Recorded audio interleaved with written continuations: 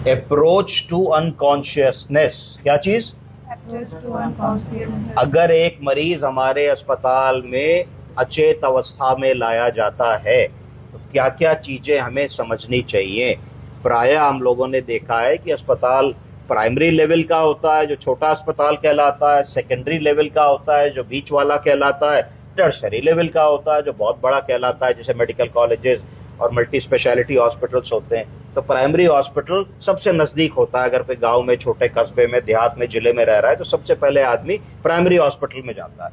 तो वहां डॉक्टर साहब जब देखते हैं कि मरीज अनकॉन्शियस स्थिति में है तो उसको प्राइमरी उपचार देके जनरली बड़े अस्पताल भेज देते हैं। तो हमें यह आज समझने की कोशिश करनी है कि अचेत अवस्था, अनकॉन्शियसनेस को कैसे इवेलुएट करेंगे। पहले हम हिस्ट्री लेंगे। अगर हम इस पेशेंट की बात करें तो ये पेशेंट सांस का रोगी था, उसको सांस की बीमारी रहती थी जिसको क्रोनिक ऑब्स्ट्रक्टिव पल्मोनरी डिजीज कहते हैं। तो अगर सांस का रोगी आ रहा है और जो सांस लेने में दिक्कत कर रहा है, ऑक्सीजन कम है और बेहोशी की अवस्था में है, तो पहली चीज हमारे दिमाग में आ रही थी कि जरूर इसका कार्बन डाइऑक्साइड बढ़ गया होगा, इसने CO2 रिटेन कर लिया होगा। इस बात को CO2 नार्कोसिस या CO2 रिटेंशन कहते हैं, जिसकी वजह से ऐसा हो रहा होगा। और जब CO2 बढ़ती है, मरीज बीमार होता है, इन्फेक्शन होता है, तो कई बार ब्लड में एसिडोसिस या एल्कलोसिस होती है। तो दूसरी बात दिमाग में आ रही थी कि एसिडोसिस हो रही होगी, ब्लड का pH जो है वो कम हो गया होगा। तीसरी चीज दिमाग में आती है कि भाई इन्फेक्शन हो रहा होगा तो लैक्टेट का लेवल बढ़ गया होगा।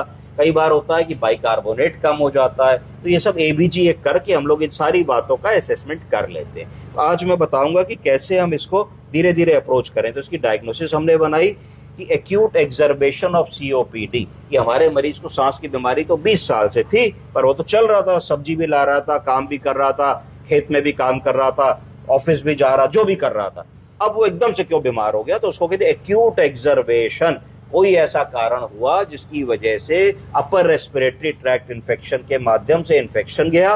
इन्फेक्शन जाने से लंग्स के, सांस के एल्वियोलर और ब्रोंकियोलर लेवल्स पे सूजन आई, इरिटेशन हुआ, जिसकी वजह से इन्फ्लेमेशन हुआ। तो इन्फेक्शन और इन्फ्लेमेशन होने के कारण मरीज का सांस का रास्ता सिकुड़ गया। जब सिकुड़ गया तो जब वो सांस ले रहा है तो सांस अंदर तक नहीं जा रही है। सांस अंदर तक ना जाने की वजह से क्या हो रहा है कि मरीज को जोर लगा के सांस लेनी पड़े, तो उसको कहेंगे कि भाई मरीज पैंटिंग कर रहा है, सांस लेने के लिए स्ट्रगल कर रहा है, कोशिश कर रहा है, और सीटी जैसी आवाज आ रही है, सांस